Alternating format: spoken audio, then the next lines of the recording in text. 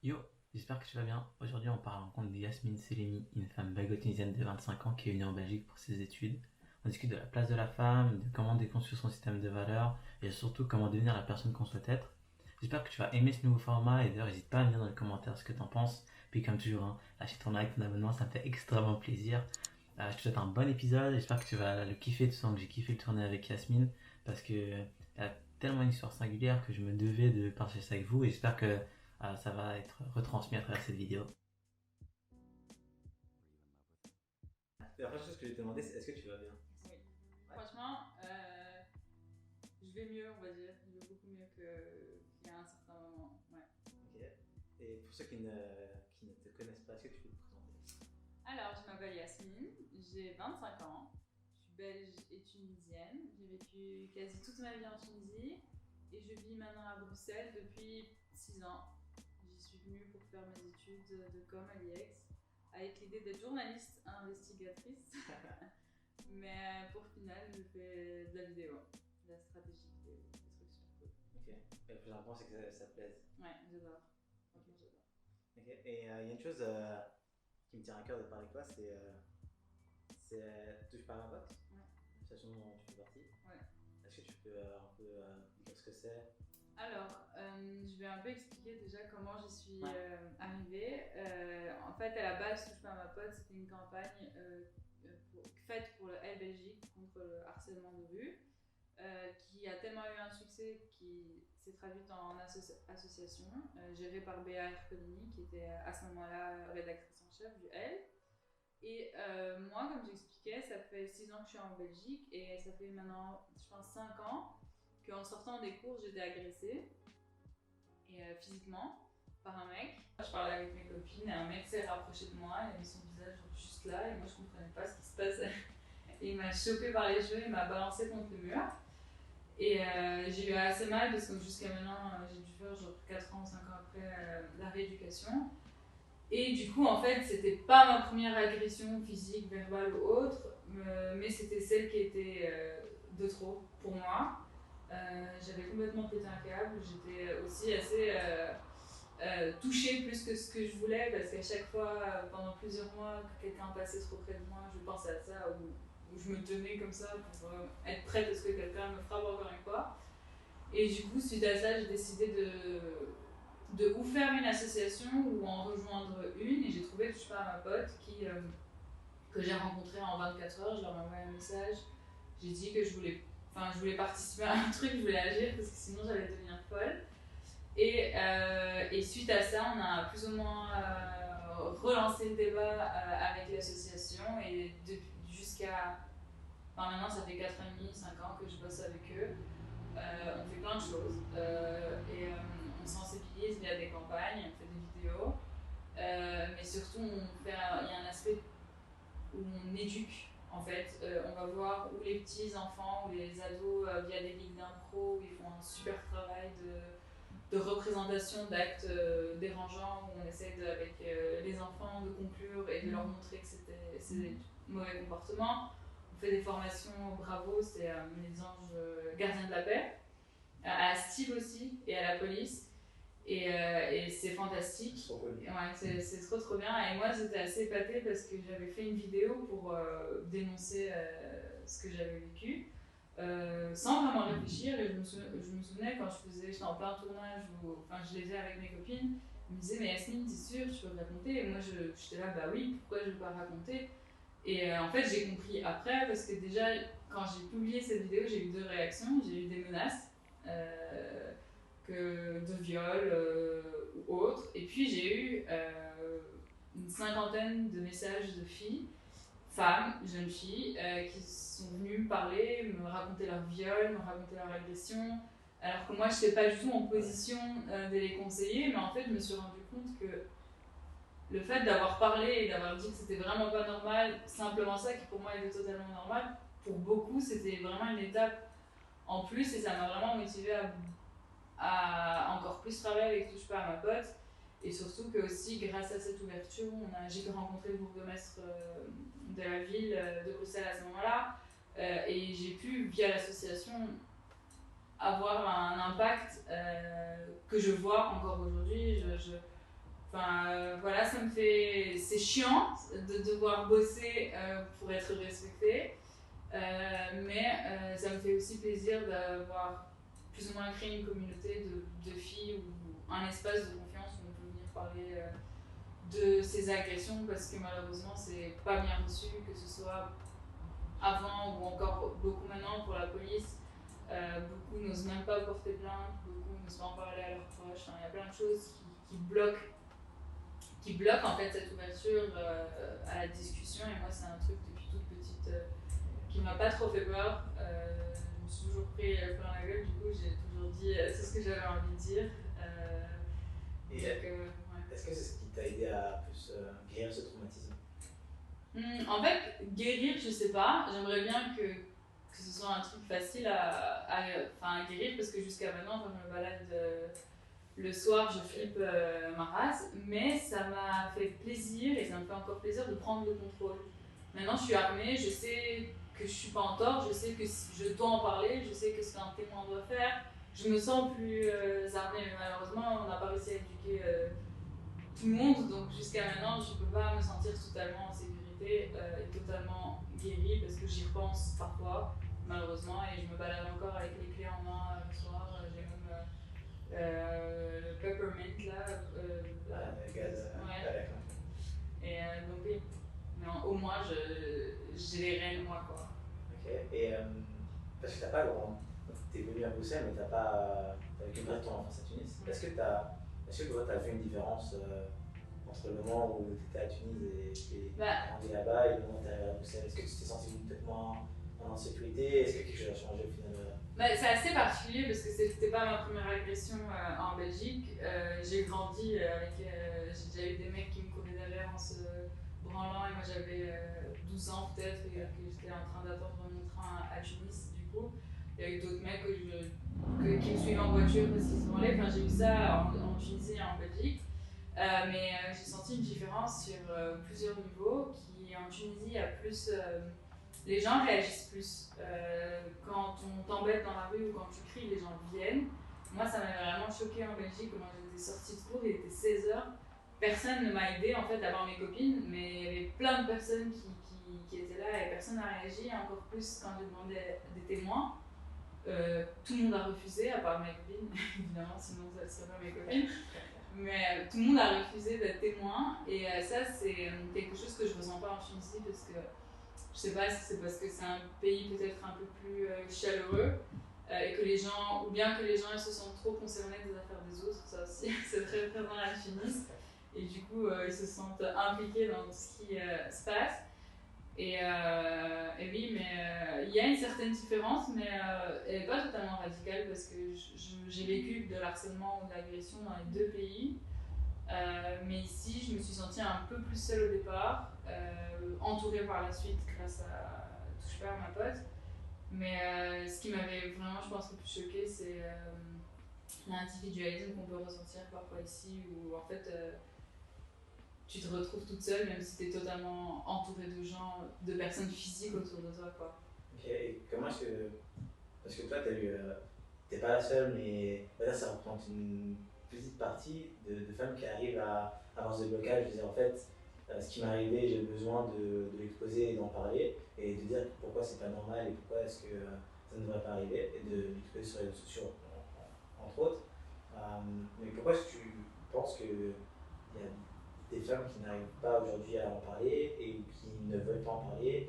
Et est-ce que je pense que c'est une pression sine qua non pour arriver à résoudre ce problème d'hommes qui ont des comportements qu'ils ne devraient pas avoir? Non, pour arrêter les hommes, c'est tout un autre travail, c'est pas à nous, je pense, de devoir changer ou avoir un comportement ou un autre. Mais je pense que ça dépend vraiment des gens. Moi, de nature, j'ai toujours été grande gueule, on va dire. J'ai toujours été celle qui quand je me souviens, mon oncle me disait de ne pas mettre de jupe à table. J'étais la première à mettre ma jupe à table et à taper les poings sur la table. J'ai beaucoup eu de facilité à m'exprimer sur plein de sujets jusqu'à aujourd'hui. Enfin, j'ai des copines qui m'appellent pour parler de sextoy, parce que moi j'ose parler la masturbation féminine et beaucoup d'autres noms. Je suis je suis la féministe de service, la chiante, parce qu'à chaque dîner, je parle de l'importance du projet de paternité, ou des choses comme ça, ou bien de respect de la femme, évidemment. Mais je pense que vraiment, ça dépend des gens. Ça dépend des gens. Moi, j'ai une facilité à... Quand on me menace ou quand on me dit que j'ai trop envie d'être violée, c'est pour ça que je parle de ça, je vais pas dire que ça me touche pas, mais ça m'arrête pas, ça me motive plus qu'autre chose. Et je sais qu'il y a vraiment beaucoup de femmes et de filles qui ont du mal à s'exprimer parce qu'elles veulent pas être pointées du doigt comme victime, parce qu'elles veulent pas que ce soit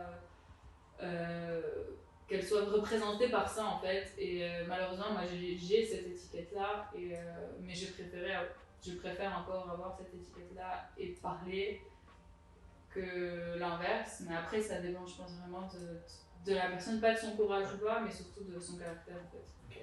Et tu parles de féminisme, c'est quoi pour toi être féministe? Est-ce que tu t'es féministe à partir du moment où tu veux l'égalité salariale? Est-ce que tu es féministe à partir du moment où ça va vraiment être radical? Ou est-ce qu'il y a une certaine. Tu vois ce que je veux dire? Ce mot, vraiment, il porte à grand débat et je peux comprendre pour certaines personnes, surtout pour les hommes qui se sentent exclus parce qu'il n'y a pas le mot homme dans le féminisme. Mais c'est juste qu'en fait, tout simplement, le féminisme, c'est vouloir l'égalité homme-femme, que ce soit pour l'égalité salariale, pour l'égalité de confiance dans l'espace public, pour le respect, parce que pour tout en fait, tout simplement, pour le vocabulaire employé à la télé. Parce que moi je suis tellement féministe, on va dire, que j'ai fait un mémoire sur la représentation de la femme experte à la télé. Et ça rend encore plus fou parce que les représentations à la télé ou encore le fait de parler de la femme d'une certaine façon ou d'autre, ou des minorités en général, ça renforce cette image-là dans la société. Est-ce que tu penses qu'il y a un plus gros travail à faire en viser la place de la femme en Afrique du Nord qu'en Belgique ou en Europe de manière générale? En fait, c'est assez drôle parce qu'en Tunisie, il y a pas d'égalité. Comme ici, il n'y a pas d'égalité. Que ce soit salariale ou autre. Mais ce qui est assez drôle en Tunisie, c'est que la femme est tellement mise sur un piédestal que pour beaucoup de choses, je veux pas, c'est pas des généralités parce que voilà, mais dans la culture en tout cas, la femme elle doit être respectée. On a vraiment beaucoup de femmes, on a eu l'avortement en Tunisie avant la France et la Belgique, ce qui en veut dire beaucoup, mais elle est mise sur un pédestal d'une mauvaise façon. Par exemple, c'est l'homme décide qu'elle doit pas se fatiguer, qu'elle doit faire ce qu'elle a envie, que lui doit prendre les rênes de la famille, de subvenir aux besoins de sa femme, pas parce qu'elle n'est pas capable, mais parce qu'elle, faut la respecter en fait. En tout cas, moi j'ai grandi dans un environnement comme ça, où c'est un peu compliqué du coup pour l'homme de lâcher les rênes et de se dire ok, moi je peux peut-être être dans mon foyer, ma femme elle va bosser. Non, il y a malheureusement, c'est une vision que beaucoup ont qui renforce encore plus les inégalités parce que voilà, parce que c'est pas comme ça que ça fonctionne. Surtout que c'est un peu hypocrite aussi parce que ça les arrange bien que leur femme soit à la maison en train d'avoir un coiffeur ou de se faire les ongles parce que c'est clairement ce qui se passe là-bas pour certaines classes de la société. Évidemment, les familles. Ça ne concerne pas toutes les classes, en tout cas la banlieue où moi j'y vais c'était plus ou moins comme ça. Et ici c'est pas du tout ce cas-là, l'inégalité se représente d'autres façons. Je me suis déjà retrouvée dans le débat à Tunis où elle dit oui, moi ma femme elle va rester à la maison parce que c'est une reine, et moi je dis là mais non, tu vois, ta femme elle va faire ce qu'elle a envie, tu vois. Elle dit non, j'ai pas envie qu'elle se fatigue, moi je suis là parce que je l'aime et je la respecte, je dis mais c'est pas comme ça que ça fonctionne. Et en fait c'est assez drôle parce que l'inégalité est partout, mais vraiment cachée et embellie sous plein de façons où c'est assez fun de décrypter et assez fun de découvrir quand tu as plusieurs cultures différentes. Mais par contre, le truc qui m'a assez fascinée sur la représentation de la femme Belgique-Tunisie, c'est qu'en fait, je sais pas si c'est lié par le temps ou quoi, mais ici en Belgique, j'ai eu plus de remarques quand je suis en jupe ou bien quand je porte pas de soutif qu'en Tunisie, parce que en fait il fait tellement beau à Tunis que moi j'ai grandi en bikini et en shorts constamment, donc on va dire, c'est habituel, alors qu'ici, on est souvent bien couvert et donc dès qu'il fait un bobo, on a vraiment des beaux bouts de viande dans la rue. Et c'était assez drôle de voir parce qu'on pourrait penser que via la culture et la religion en Tunisie, c'est plus là-bas où si tu te mets en jupe, c'est chaud, mais moi, j'ai vraiment pas ressenti ça comme ça. Et je sais que quand j'en parle autour de moi, je suis pas la seule à ressentir ça. Ok. Est-ce qu'il y a encore des choses qui te choquent? Des histoires que tu entends? Parce que moi, en fait, moi, à chaque fois que j'entends une femme me dire, ah, mais en fait, moi, j'ai vécu cette expérience-là ou cette expérience-là, je suis à chaque fois. Tu vois, il y a une partie de moi qui me dit, en fait, ça me paraît tellement absurde, ça me paraît tellement irréel, que c'est parce que vu que je ne suis pas confronté, je me dis, en fait, ça peut. Enfin, tu vois, c'est un peu un choc. Mais toi, est-ce qu'il y a encore des histoires ou des expériences qui te choquent, tu te dis, bien, t'en arrives à un point où tu te dis. Non, malheureusement, je suis arrivée à un point où ça me choque plus, que ce soit pour des histoires que moi j'ai vécues ou pour des copines ou enfin mon entourage. Non, je suis malheureusement pas du tout choquée. J'aimerais bien être choquée parce que ça veut dire que c'est nouveau, mais pas du tout. Non, pas du tout. Au tout début, tu m'as dit que ça allait mieux parce que il y a peut-être quelques mois ou quelques années, tu étais dans un mood un peu moins bien. Ouais. Est-ce que c'est lié à quoi c'est lié à plein de choses. C'est vraiment lié à plein de choses. Je me suis retrouvée pendant 1 an et demi dans un mood assez négatif par rapport à moi-même. Ma place dans la société, qu'est-ce que j'allais devenir en tant que femme en fait. J'étais un peu totalement perdue. Je venais de finir c'était ma dernière année d'études. J'ai eu en plus toutes ces histoires de confinement. J'avais fêté mes 25 ans, puis il y a eu des histoires de confinement. Et puis j'ai trouvé un job, j'ai bien réussi mes études, j'ai trouvé un job et j'ai trouvé un appart, tout se passait trop bien. Mais en même temps, j'avais trop de choses en moi qui n'allaient pas trop. Et du coup, j'ai décidé parce que je suis très forte dans le déni et dans le déni et que j'aime pas trop me poser plein de questions. Et j'ai dû faire face à moi-même et à mes besoins et à mes insécurités face à mes besoins en fait, clairement, parce qu'on grandit avec des idées et puis tu te rends compte qu'elles sont pas totalement cohérentes avec tes valeurs et de ce que tu as envie de vivre en tant que jeune femme de 25 ans. Et là, j'ai réussi à avoir une autre façon de voir les choses, un autre rythme. Avant, je pleurais beaucoup. Je pleure encore beaucoup, mais moi, il me suffit de mettre une vidéo de chien ou de bébé, je pleure.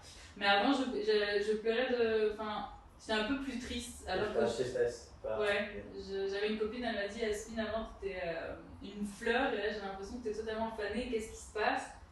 Et donc, il avait fallu que je me concentre un peu plus sur moi-même et que je recentre mes besoins et que je me dirige en fait vers la personne que j'ai envie d'être et pas vers la personne que je pensais que je voulais être. Voilà. C'est pour ça que maintenant je vais mieux. Je sais pas si t'as compris. Ouais, j'ai compris. Mais et comment tu as réussi à déconstruire un peu ce système de valeurs qui ne te correspondait pas ou qui te faisait aller dans le mauvais chemin? En fait, je sais même pas si j'allais vers un mauvais chemin, mais je sais que c'était pas le chemin que je voulais prendre. Je sais que en fait, je suis encore en train d'essayer de savoir comment déconstruire, mais j'ai décidé que j'allais déconstruire toutes ces idées-là. J'ai décidé d'être ouverte à plein de nouvelles choses que j'avais fait. En fait, je me suis dit que j'allais faire une nouvelle chose par semaine. Okay. Et j'ai réussi. Genre, jusqu'à maintenant, je fais vraiment beaucoup de choses. J'ai peint, j'ai fait... Cette semaine, t'as fait quoi par exemple? Là, demain, ou cet après-midi, j'ai planifié de faire du tie and dye. C'est tout bête, mais c'est une activité que j'avais, ça fait peut-être 6 mois que j'ai envie de faire que je l'ai pas fait. Donc voilà, la semaine passée, j'ai peint des meubles qui sont dans la cuisine. Je confirme, ils sont très beaux. J'ai ce meuble aussi que je vais modifier, j'attends de l'aide de potes. Dans pas longtemps, j'aurai plus toute cette énergie, peut-être plus tout ce temps pour essayer plein de nouvelles choses et je suis jamais partie en voyage seule. J'ai 26 ans, j'ai bientôt 26 ans, je suis jamais partie en voyage seule. Et bêtement ça, en fait, ça m'a totalement... quand j'ai réalisé ça, je me suis sentie complètement enfermée en fait. Et je me suis dit, putain, genre, c'est pas toi du tout. C'est vraiment. Moi, je fais 1 million de choses à la fois. Je bosse pour une association, j'ai mon taf, j'ai des projets personnels, je suis toujours all over the place. Et j'adore avoir de nouveaux projets, je suis tout le temps partante pour plein de choses. Et j'ai arrêté d'être comme ça pendant 1 an et demi, 2 ans. Et c'est ça en fait, quand je dis que j'ai déconstruit plein de choses, c'est que j'ai déconstruit cette espèce de routine que j'avais à être un peu plus négative, un peu plus en retrait avec moi-même, alors que je suis pas du tout comme ça, clairement pas comme ça. Okay. Du coup, tu t'es un peu retrouvée. Ouais, en fait, je me suis retrouvée. C'est ça. Et je continue à me retrouver. C'est pas fini. Dans 1 an, qu'est-ce que tu as envie d'avoir fait? Quand tu regardes derrière toi et tu dis, en fait, ça fait 1 an et j'ai fait tout ça. Ça peut être con, mais j'ai vraiment envie d'avoir un impact positif. J'ai grandi comme ça, moi c'était presque pas normal chez moi de ne pas faire partie d'une association, de ne pas faire du bien autour de ça. Ma mère nous a appris à être comme ça. Et en fait, je pense que cette année, j'ai envie d'avoir un impact positif, mais j'ai surtout envie de faire tous les projets perso auxquels j'ai pensé et que j'ai laissé traîner par manque de motivation, parce que je ne sais pas pourquoi en fait, mais que j'ai laissé traîner. Qu'est-ce qui t'a fait prendre conscience que le temps passe vite et que justement tu devrais utiliser cette énergie maintenant pour faire les projets que tu as envie de faire? Je sais pas, je pense que si mes potes écoutent ça, ils vont bien rigoler, parce que pour prendre conscience, il m'a vraiment fallu longtemps. Mais je pense que c'était vraiment mes 25 ans. Moi, j'adore les anniversaires. J'aime trop. Vraiment, j'aime trop les anniversaires. Pas pour tout ce qui est cadeau ou autre, c'est vraiment de se. Je sais pas, c'est ta journée, t'as tous tes potes qui te disent à quel point ils t'aiment. Et moi, et en fait, j'ai grandi avec toujours l'idée de faire plein de choses sur cette terre. Ça doit être tout con, mais j'ai grandi comme ça. Et j'ai fêté mes 25 ans et je me suis rendu compte que j'ai jamais été aussi malheureuse. Et j'ai jamais fait aussi peu de choses. Que en fait, c'était un peu ce jour-là où je me suis dit, putain, Yasmine, t'es vraiment pas en train de devenir la personne que tu t'es promis de devenir, t'es vraiment loin de là. Donc maintenant, c'est, je sais pas, 25 ans, c'est quand même adulte. Tu es adulte, Yasmine, donc va falloir te diriger vers où t'as envie d'aller, en fait, tout simplement. Si t'avais une baguette magique, qu'est-ce que tu changerais sur n'importe quoi? Sur n'importe quoi? Ouais, sur n'importe quoi. Ça peut être lié à la société, ça peut être lié à toi-même, ça peut être lié à n'importe quoi. T'as une chose que tu peux changer, qu'est-ce que tu changes? Mais je pense que je changerais la confiance en soi déjà. Parce que ça va être tout bête, mais le manque de confiance en soi, ça peut se découler en des conséquences extrêmement dramatiques. Il y a des ados qui se suicident parce qu'ils se trouvent pas assez cool, parce que leurs parents n'acceptent pas qu'ils soient homosexuels ou des trucs comme ça. Il y a des filles qui ont des troubles alimentaires parce qu'elles ne sont pas assez conformes aux règles de la société. Moi, ça me brise juste le cœur. Et même moi, j'ai été confrontée à des moments où je me regardais dans la glace et j'avais pas confiance en moi, ou bien quand je devais parler d'un truc que j'avais pas assez confiance en moi, et j'ai toujours essayé de dépasser cette idée-là. Et ça m'a beaucoup aidé pour plein de choses, et je le souhaite à tout le monde en fait, tout simplement, parce que quand tu as confiance en toi, tu peux accomplir plein de choses, et voilà. Comment t'as repris confiance en toi? Ou comment t'as confiance en toi? Si tu l'as perdu à un moment donné. Vraiment, je pense que je saurais pas vraiment répondre à cette question, parce que je me réveille un matin, j'ai pas du tout confiance, et puis 3 heures après, j'ai confiance. Je pense que c'est un travail continu, non-stop. Je lis des livres, je me fais du self-appreciation talk, je me regarde dans la glace et je me dis que je suis vraiment cool comme personne. Mais oui, je pense que j'aurais pas de réponse, j'ai pas de solution magique, parce que moi-même je l'ai pas. Ça dépend des jours, des heures, de la tenue que j'ai mis ce jour-là, de l'état de mes cheveux. Donc c'est vraiment, crucial. c'est vraiment crucial. Donc ouais. C'est quoi toi ton rapport aux réseaux sociaux? Mon rapport aux réseaux sociaux, je pense qu'il a jamais été aussi compliqué que durant cette année et demie où je me sentais pas très bien, parce que moi j'ai vraiment confiance et j'accorde beaucoup d'importance en l'importance des mots et de s'exprimer. D'où aussi le fait que je suis à l'aise de parler de soucis, que je pense que si on continue, je peux parler de secrets familiaux alors que peut-être que je ne devrais pas. On comprend. Ouais. Ça te montre aussi une réalité qui n'en est vraiment pas une. Ça te montre que les gens vont trop bien tout le temps, qu'ils accomplissent des choses fantastiques constamment. Alors, ce qui fait que moi je sens que je suis pas en train de faire ce que je suis censée faire. Je sens que je me dis, celle-là, elle a 23 ans, elle a une start-up. Moi, je suis là en train de regarder ma série dans mon lit un dimanche matin. Ça me fout les boules alors que ça ne devrait pas du tout. Parfois, je me retrouve à me comparer sur les réseaux et du coup, j'ai un peu passé plusieurs mois à enlever toutes ces personnes qui partagent une fausse vie sur les réseaux parce que c'est juste scandaleux en fait. On ne se rend pas compte.